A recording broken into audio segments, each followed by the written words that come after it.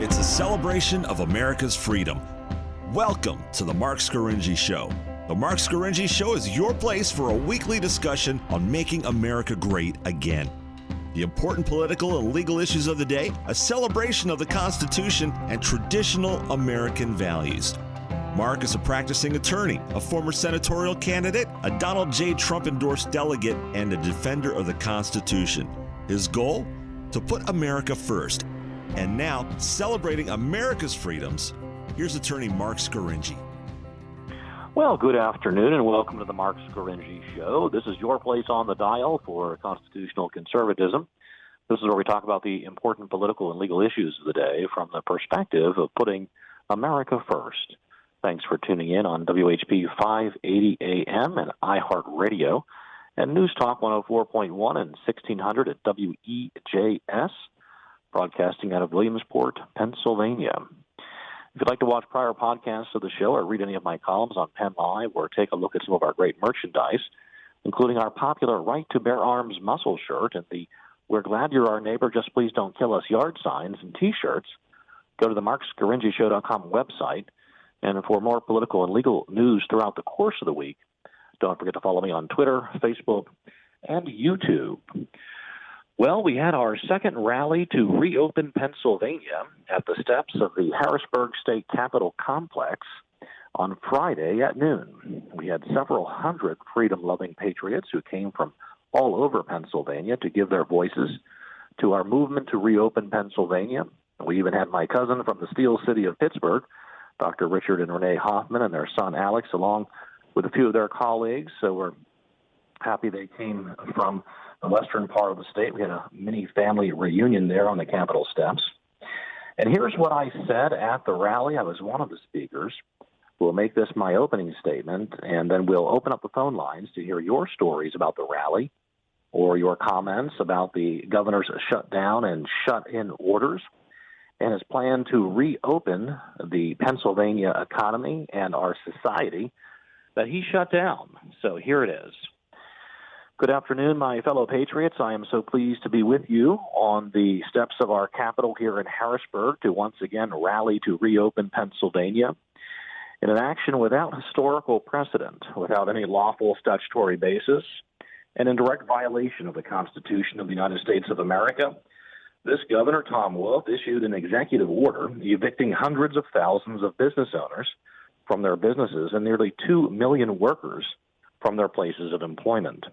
He gave us 3 hours to evacuate and barred us under penalty of criminal arrest and prosecution from returning.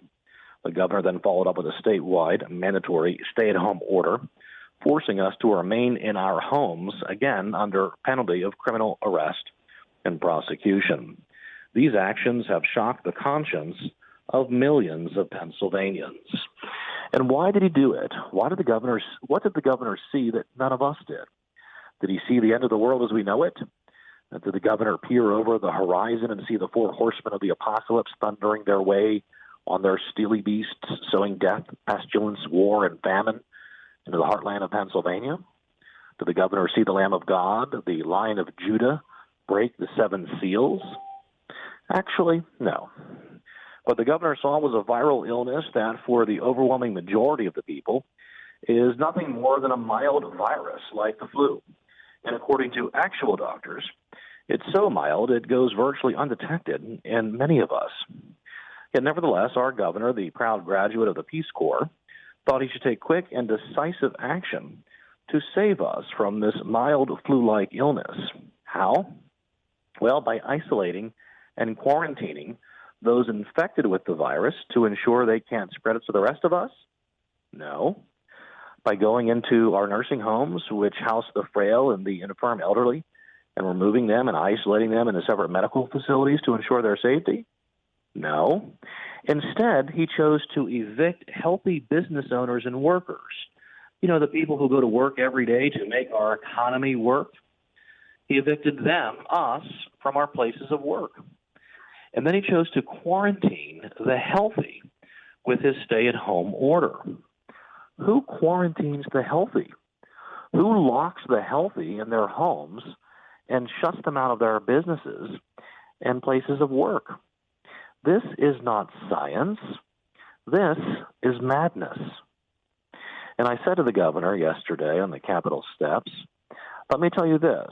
If and when the four horsemen of the apocalypse do come galloping into town, rest assured the brave and courageous men and women who were at that rally, patriots all, will rise up to meet them on the field of battle.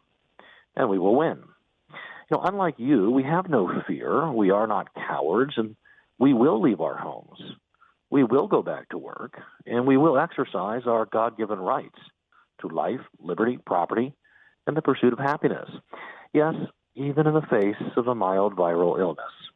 We will no longer be locked away in our homes as if we were the lowest of the lowest servants at the Wolf family estate. Our Lieutenant Governor, John Fetterman, the socialist from Harvard who dresses like Dr. Evil and who has never held a job in the private sector, claims he and the governor are leading with science. Well, where's the science? And I say to our governor, our lieutenant governor, who, as we speak, is probably tweeting away somewhere in the bowels of Braddock, that the science is in. And you and the governor and our dear Secretary of Health are wrong. In fact, you're dead wrong. And what about the good Dr. Rachel Levine, Secretary of the Department of Health? Is she an immunologist? No. A pathologist? No. An epidemiologist? No. Well, then what is she? She's a pediatric psychiatrist. We have a children's psychiatrist, not just running our health department, but completely and totally controlling your businesses, your workers, your places of work, your families, and your homes. Well, the one thing every Pennsylvanian will need in order to recover from these orders is psychiatric counseling. Perhaps that's when Dr. Levine's expertise will come into play. Some of us have asked, what in God's name? Well, no, strike that. I take that back. Governor Wolf was certainly not acting in God's name. He was certainly not acting in the name of our Creator, who bestowed upon us the fundamental, unalterable, unequivocal right to life, liberty, and the pursuit of happiness. Yes, even in times of viral illness. No, Governor Wolf was acting in the name of the Institute for Health Metrics and Evaluation, whatever and wherever that is, where some statisticians conjured up some projections about how we're all going to immediately die from coronavirus. Well, I'm still here, and you're still here. We're all still here, it seems. So let us go back to work. Let us leave our homes and go back to work. Now let's talk about science. Here's the science. You do not quarantine the healthy. We never have, not in the entire history of Pennsylvania or America. Why not? Well, it's against the law. The government cannot take away a person's freedom without due process of law. And not only is quarantining the healthy against the law, it also weakens our immune system and makes us more, not less, susceptible to contracting a communicable disease when the quarantine is lifted. Friends, these business closure and stay-at-home orders are putting the healthy at risk. This is not science. You want further evidence? 70% of the COVID deaths have occurred in Pennsylvania's nursing homes. Who's in charge of ensuring the safety of the infirm elderly residents of those homes? Secretary Levine and her Department of Health. And what did she do? Well, she ordered the suspension of routine and regular inspections of our nursing homes as her way of protecting the residents. But that's where the people are dying. Why didn't she use the state's vast resources to remove residents from those homes and isolate and quarantine them in our underutilized hospitals and other medical facilities? She's been so busy shutting down businesses and quarantining the healthy that she's left those who are actually at risk alone to die in our nursing homes. This is not science. This is gross negligence, or worse. On March 18, 2020, Dr. Rachel Levine directed licensed long-term care facilities to continue admitting new patients, including those discharged from hospitals but unable to go home, and to readmit current patients after hospital stays. and I quote from part of her directive. This may include stable patients who have had the COVID-19 virus. Dr. Levine was pushing nursing homes to accept residents who recently had been infected with COVID-19. What did she think would happen then in those nursing homes? More about this when we return from this brief commercial break. You're listening to the Marc Scaringi Show.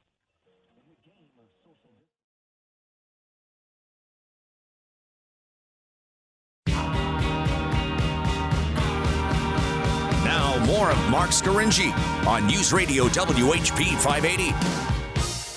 And welcome back to the Marc Scaringi Show, your place on the dial for constitutional conservatism.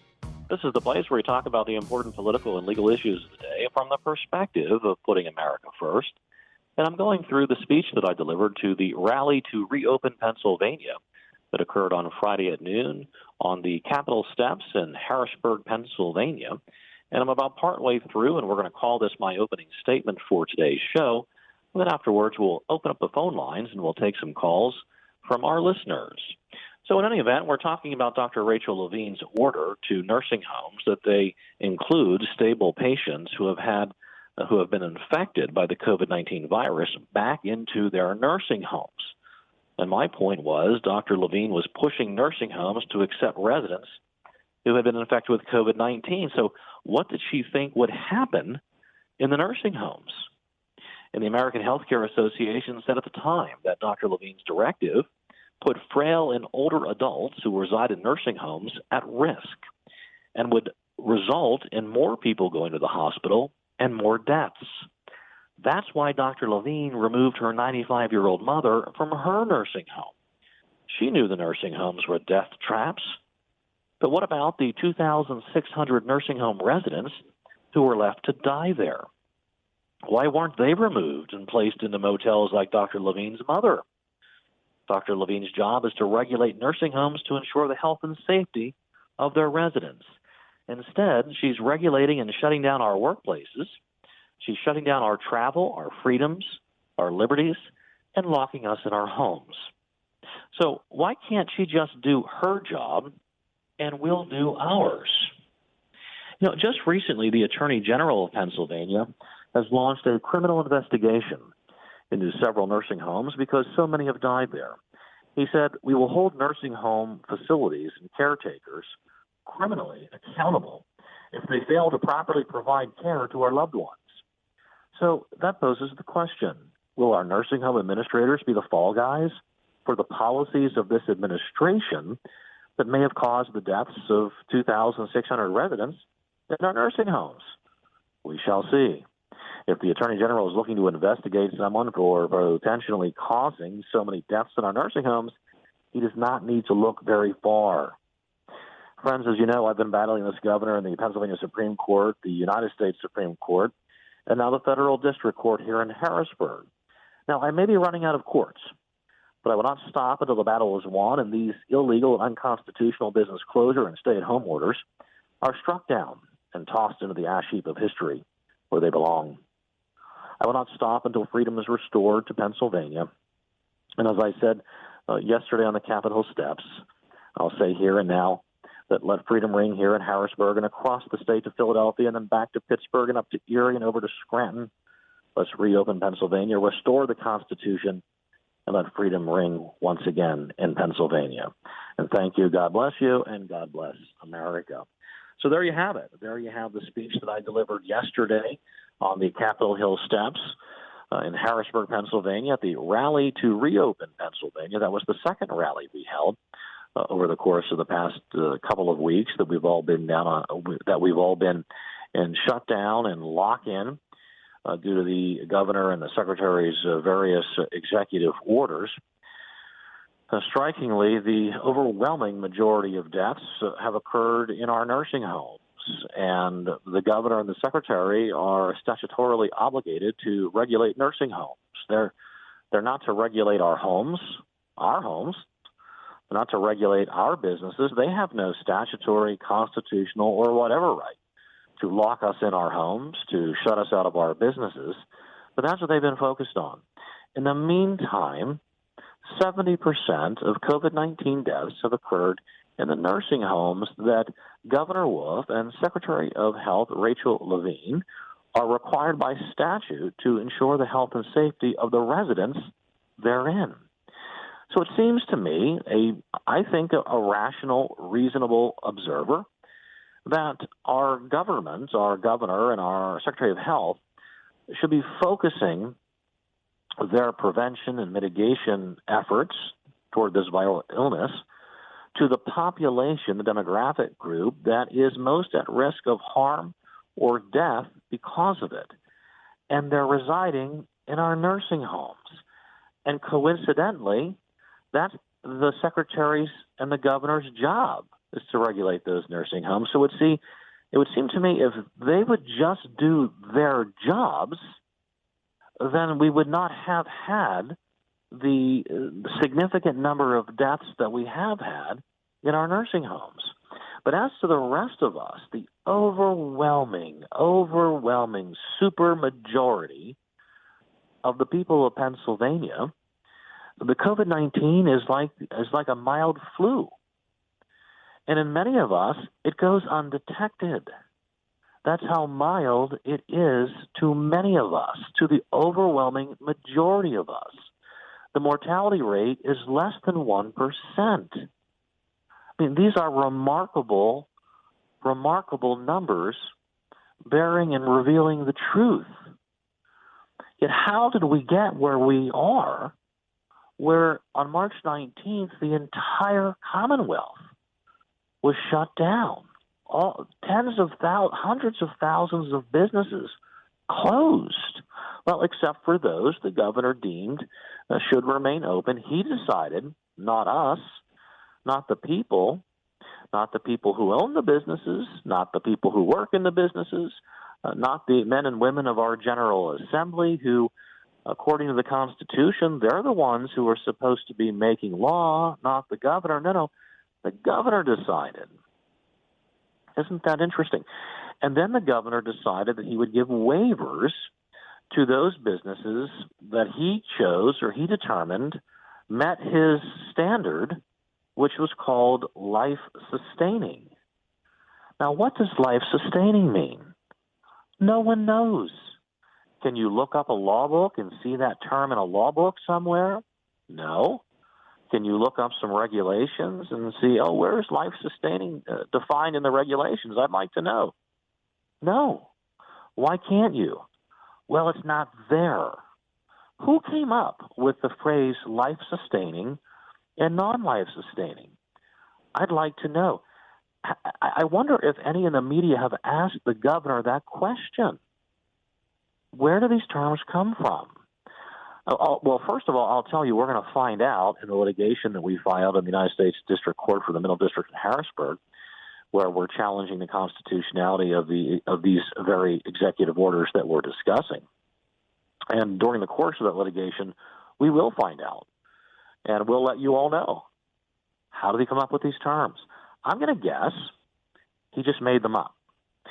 His PR office or he himself, he just made up these terms. You know why? Well, I worked in government for a long time. I was in PR and communications and speechwriter and all of that stuff. So I kind of have a good sense of how a lot of government is just kind of make-believe. A lot of policies and pronouncements are just kind of, you make them up because they sound good. You use words that sound good that may not necessarily be actually correct. And so that's what we have here. All of the other states, we're talking about essential and non-essential businesses. And in fact, the federal recommendations through the Department of Homeland Security about businesses and entities, it uses the terms essential and non-essential. Well, in my mind, and I would imagine in the mind of many of my listeners, all businesses are essential, aren't they? You know, all businesses are essential to the men and women who own them, the men and women who work in them and derive their paycheck from them. And how about the customers, the clients, the patrons, those who utilize those businesses and purchase their products and services? I would think they probably think they're essential. But, you know, if we go down that road to start deciding, determining, making judgments about what businesses and entities are essential or not essential. It kind of gets us down a very convoluted path, doesn't it? It did that very thing to our governor. Now, he chose the words life-sustaining and non-life-sustaining for whatever reason, I think a PR reason. But when he went down that path, he got all caught up. He got himself all tangled up. For example, his former family business, Governor Wolf's former family business, that is, Wolf Family Products, they make kitchen cabinets. Apparently, they received a waiver. Now, by receiving a waiver, that means your business is life-sustaining. How are kitchen cabinets sustaining our lives? You know, and I just looked through our kitchen in our home here in Camp Hill, and you know what? We don't even have kitchen cabinets. For whatever reason, whoever designed this home built shelves. So if you come into our kitchen, you can see all of our glassware, all of our plateware. Everything is in an open shelf with no doors. So we have no kitchen cabinets. Yet kitchen cabinet making, a la the Wolf Home Product Company, have been deemed to be life-sustaining. Now, how is it that my family of 6, 4 screaming children, out of control most of the time, can live in a house without kitchen cabinets and survive? I would really like to pose that question to Governor Wolf. Think about it. But that's just one of many examples, and we've talked about this in our litigation. I was pleased to find out that tobacco, my local tobacco company, my local tobacco store where I go to purchase that evil tobacco, that Secretary of Health Levine, she warns me that tobacco is killing me. Yet my tobacco store is life-sustaining. Who'd have thought? And I didn't. For the first month of the shutdown, I just assumed my local tobacco store would be closed because I've been warned so many times by Secretary Levine that tobacco is killing me. So I assumed the store was closed. One late night, writing a brief or a motion well into the evening, I thought I needed a little bit of a tobacco product to keep my brain functioning. So I drove down to the local store, and lo and behold, it was open.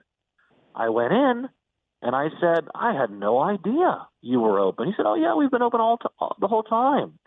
I said, now, how is that? Well, they were deemed to be life-sustaining. I said, why? He said, well, we sell water and meat. I said, you sell meat? You know, I purchase a lot of meat. I do a lot of cooking and a lot of cookouts. I've never purchased meat from you. Where's your meat? He said, oh, it's over there. It's in the rack. I said, where? He said, right there. I said, beef jerky? He said, yeah, we sell beef jerky. So we are life-sustaining. And we sell water.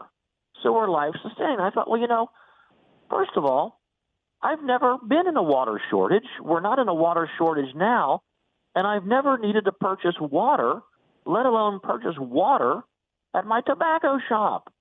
But there you have it. It's life-sustaining, and I thank our good governor, and I thank our lovely, wonderful Secretary of Health that they deem tobacco shops life-sustaining. More about the governor's executive orders when we return from this brief commercial break. You're listening to the Marc Scaringi Show.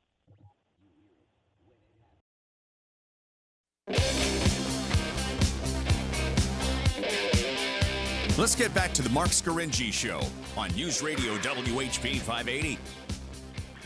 And welcome back to the Marc Scaringi Show, your place on the dial for constitutional conservatism. This is the place where we talk about the important political and legal issues of the day from the perspective of putting America first. And we were talking about the rally to reopen Pennsylvania that occurred Friday at 12 noon on the Capitol steps in Harrisburg, Pennsylvania, our state capital.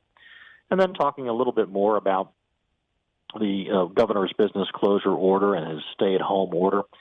And maybe we'll talk more about the stay-at-home order this time. I've talked so much about the business closure orders. But in any event, I need to make a correction. I said earlier today that there were several hundred protesters and rally-goers at the rally yesterday. According to the Capitol Police, the crowd was estimated to be about 1,750 to 2,000. So I got the number a lot lower than apparently the numbers reported by the Capitol Police. So we've got almost 2,000 or around 2,000 Pennsylvanians attended the rally to reopen Pennsylvania on Friday. And then the April 20 rally, the first one we had, apparently according to Harrisburg police officers or the Harrisburg Police Department, there were about 3,000 rally goers for that one. So the rallies are doing pretty well, generating thousands of Pennsylvanians to come out and attend. And so that's a good sign that we have so many Pennsylvanians supporting our effort to reopen Pennsylvania. And the governor, as you know, has made some statements in the past couple of days to reopen additional areas of the Commonwealth. But before I get to that, I want to inform you of what is happening in the Pennsylvania General Assembly. State Representative Darrell Metcalf, a very strong conservative, constitutional conservative Republican from the western part of the state, he was busy at work on Friday circulating a memorandum asking members of the House to co-sponsor an impeachment resolution in which he wants to impeach the governor of the Commonwealth of Pennsylvania. According to Representative Metcalf, the governor has violated the Pennsylvania Constitution and its rights guaranteed to Pennsylvanians with the stay-at-home order and the business closure order. Representative Metcalf pointed to problems with the unemployment compensation system and said the Wolf administration failed to implement a plan to protect residents of long-term care facilities. And I'm going to read just part of a memo, and I know we've got some callers on the line, so I want to get to my callers too.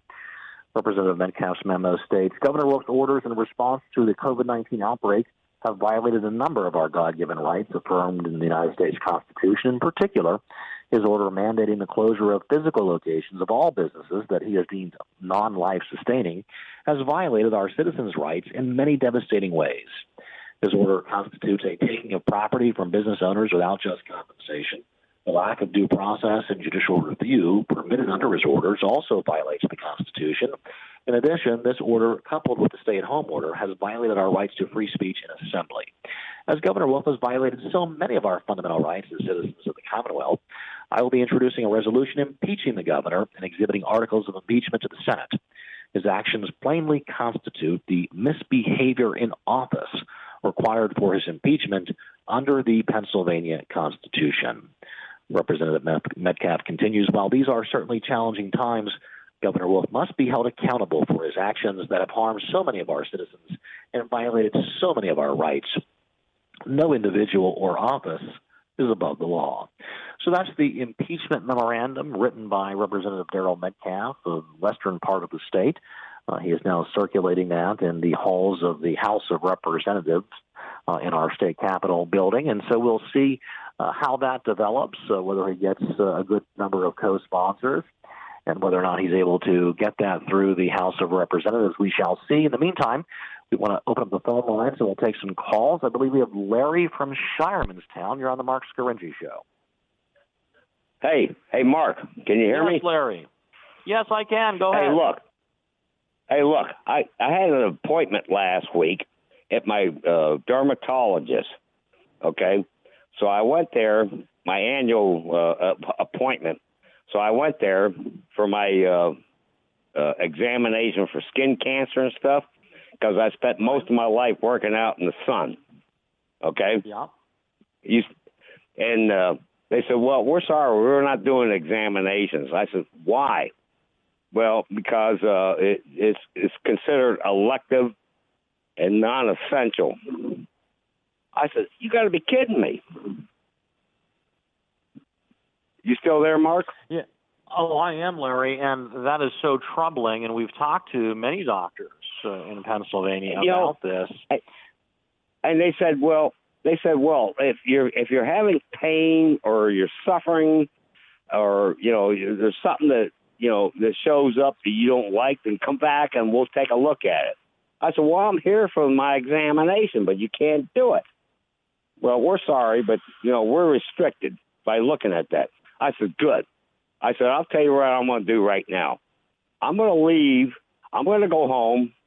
And I'm on my way home. I'm going to stop off the beer distributor and pick up a couple cases of goddamn beer. Then I'm going to stop off the smoke shop and pick up a couple cartons of cigarettes. And then I'm going to look around and see who's selling medical marijuana and maybe pick up a couple grams of that stuff. And if there's any open, if there's any open brothels over in Harrisburg, let me know because I want to go there too. You said it very well, Larry. You encompass it all there. It just makes me mad. When you have a medical issue and they don't want to do anything for it because they consider that to be non-essential. That is crazy. Yeah, well, I'm sure your physicians probably did want to treat it, did want to give you the services because they've taken over the credit. Exactly. I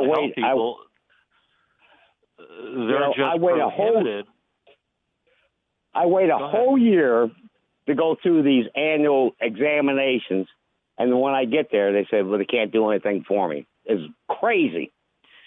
Well, and we've heard complaints from physicians who are saying that if we can't do routine medical care and do regular treatments, then we're going to miss illnesses and diseases and conditions that have developed since the last visit. And that puts our patients' health at risk. And we've also heard from physicians who are saying that their patients are too afraid to come into the medical facilities, to come into the hospitals for emergent care, because the media and the governor and the Secretary of Health have created this mass hysteria that if you go to the hospital, you're going to get COVID-19 and die. And I'll tell you, I've had those same discussions here in my own household in the initial days and week or two of the pandemic, if you will, as the governor calls it. I started to just kind of follow along, and I started to get scared because every time you turn on the television, you hear a governor, an elected official, some sort of important type person saying we're all going to die. But the truth is that was never the truth with this illness. It only has a mortality rate. It's extremely low, and it only causes serious harm or death to an infinitesimal percentage of people. Mark, last week I'm driving, I make deliveries. I drive on the highway almost every day, because my job requires me to make deliveries. So I get pulled over by a cop. And I said, what'd you pull me over for? He said, well, I pulled you over for aggressive driving. I said, what? He said, yeah, I saw you tailgating the guy in front of you. I said, I wasn't tailgating him. We're supposed to maintain a 6-foot distance. Very good. All right. Did you make that all story right, Mark. Up, or did you... All right, Larry. Hey, thanks for calling. I'll talk to you later, buddy. All right. Thanks for calling. It was Larry from Shiremanstown. I'm not so sure if that last anecdote was true or not, but it certainly was funny. And we're going to take a brief commercial break. We'll be back right after this.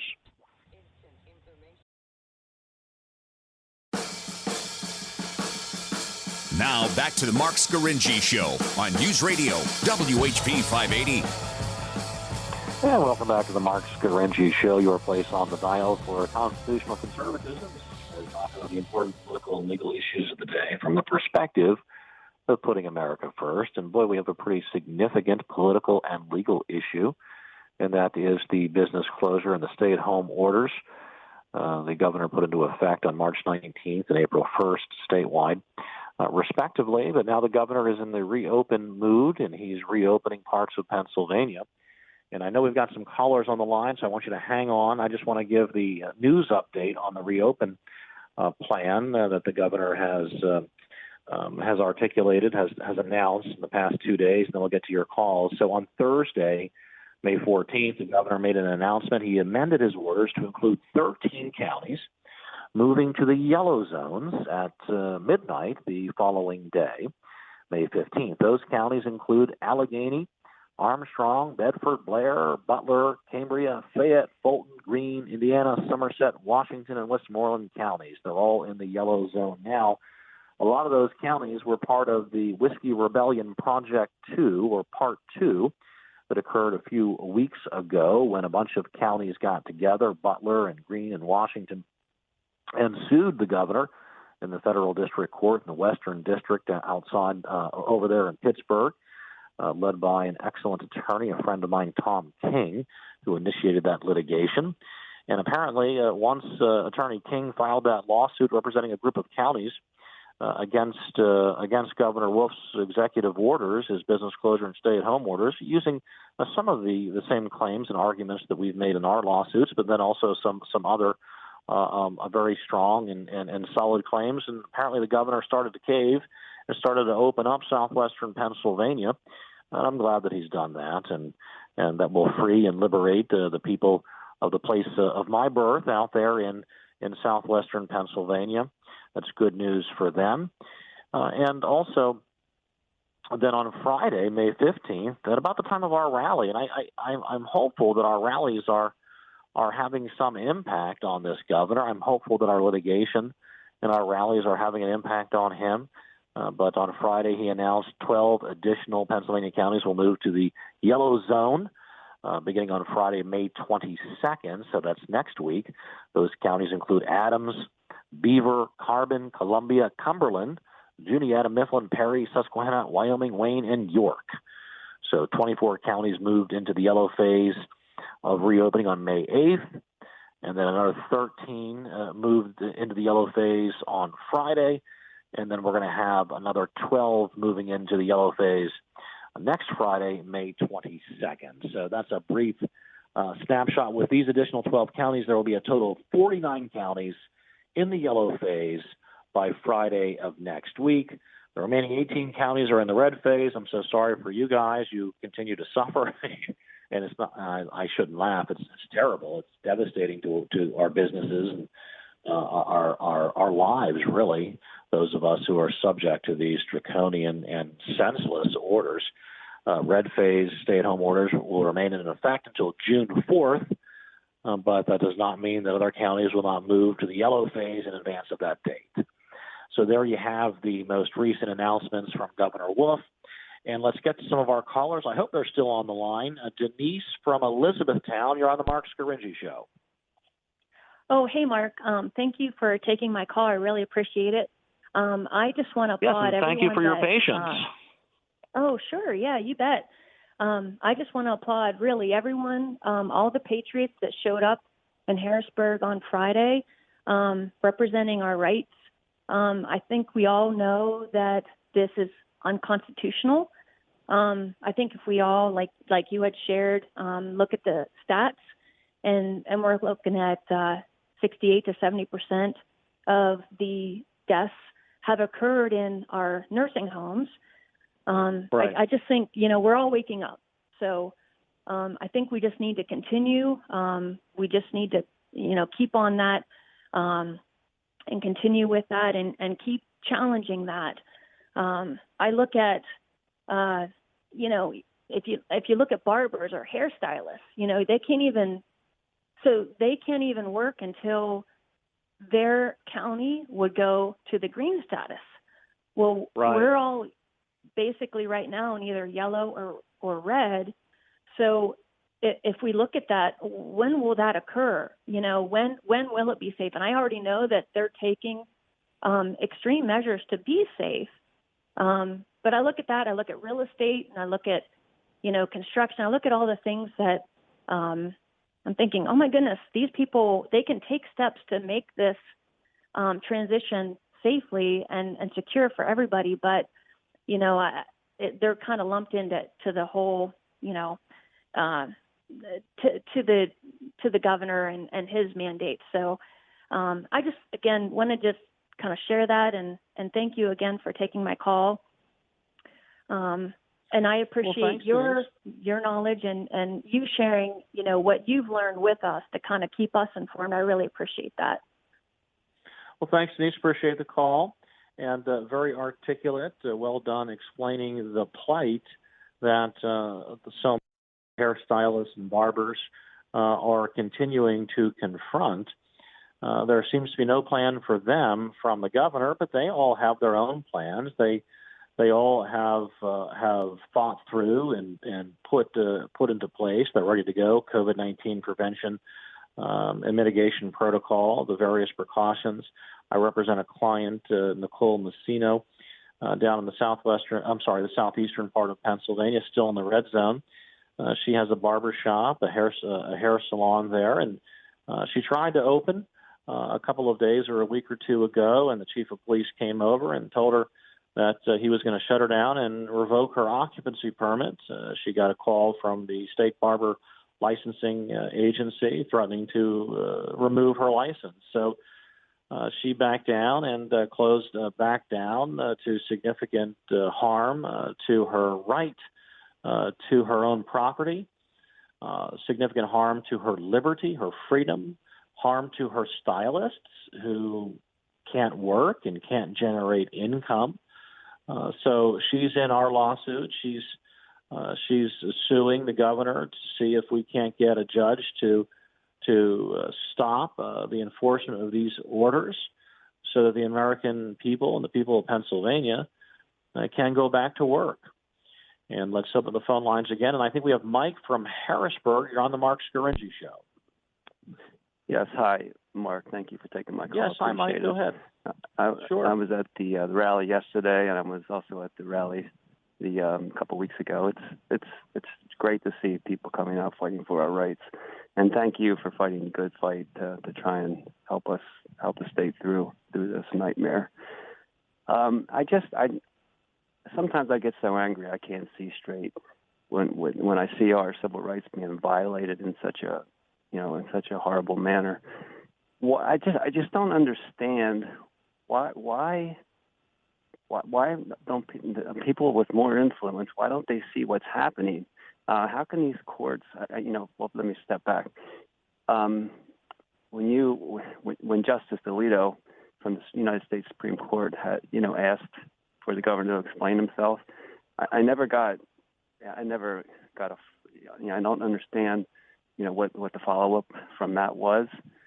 But these violations are just outrageous. Why aren't enough people standing up to try and stop this? It's so dangerous. It's just incredible. Yeah, well, Justice Alito, we had filed an application to stay or enjoin the enforcement of the orders here in Pennsylvania with the United States Supreme Court because we'd also filed what's called a petition for writ of certiorari, which is essentially a request to appeal the decision by the Pennsylvania Supreme Court to deny the pleadings that we filed there. It's a very high burden at law to meet in order for Justice Alito to have granted that application that we filed. The law has to be indisputably in our favor in order for him to do that, and he apparently just decided that it wasn't enough. But, I share your concerns, and it is somewhat depressing. The Wisconsin Supreme Court just yesterday struck down, declared unconstitutional, the Wisconsin stay-at-home order, and it did so on very similar grounds that we had filed in the Pennsylvania Supreme Court. The Wisconsin Supreme Court did the same statutory analysis that we did in our case in the PA Supreme Court. And the Wisconsin Disease Act does not permit quarantine of healthy individuals. Neither does the Pennsylvania Disease Act permit the quarantine of healthy individuals. And that's essentially what we have in the business closure and stay-at-home order. But at the Wisconsin Supreme Court, on that bench, you had 4 conservative justices. And so they struck down the Wisconsin stay-at-home order on a 4-3 vote. The Pennsylvania Supreme Court, we had a 4-3 vote the other way. Elections have consequences. Judicial elections have consequences. To me, a nearly 2-month now lockdown a shutdown order, which is essentially a mass quarantine of millions of healthy people in direct violation of the quarantine law, which says you can only quarantine those infected or likely to have been exposed or infected to the illness. And even then, you've got to give them their rights of due process. They have to have the right to challenge the government order, because the government order is taking away their liberty and taking away their freedom. It seems very clear to me, and Mike, it seems clear to you, and hopefully we'll get a court to agree with us and decide in our favor. Well, that's all the time we have today for the Marc Scaringi Show. Thanks for listening. Tune in every Saturday at 1 o'clock, WHP 580 and WEJS 104.1.